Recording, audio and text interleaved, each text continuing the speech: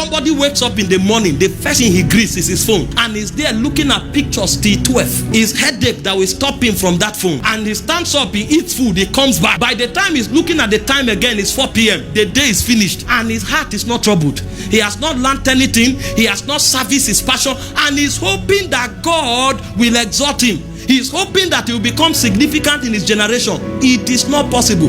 Even if we pour a drum of oil on your head, you will go nowhere. There are two things about passion. Number one is focus. Number two is resilience.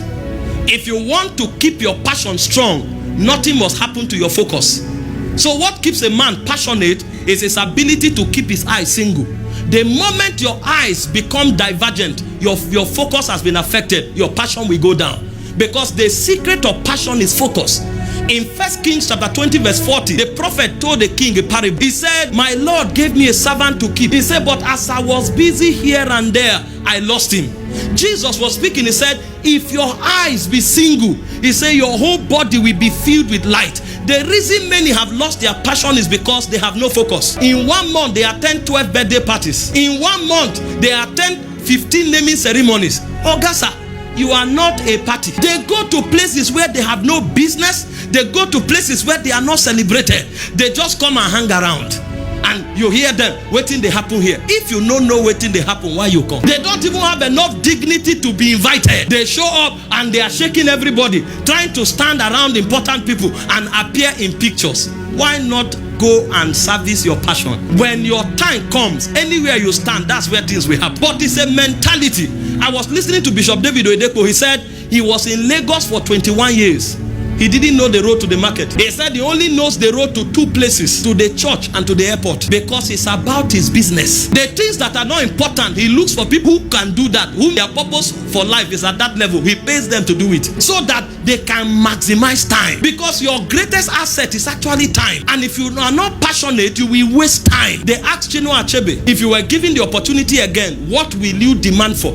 He said he would demand for his lifetime, because if he knew what he knows at that age, he would have achieved much more. And you see people wasting their energy going nowhere because there's no focus. Passion cannot be serviced. Learn to service your passion. See, find out where you are going to, build your whole life around it, and you will see how impactful your life will become. That's why focus is important. Focus is the way to service passion. And then resilience is the capacity to bounce back anytime you fall. If you don't have enough energy in your spirit, when you fall, you will remain down. The Bible said if you faint in the day of trouble, it's not because Satan is strong. It's not because your God does not care. He said it's because your strength is little. So the reason we build passion is against the day of adversity. In case I fall, there should be residual energy to bounce back. The Bible said if a righteous man falls 7 times, it says 7 times he will rise again. That means there should be energy reserve in your spirit for you to be able to bounce back.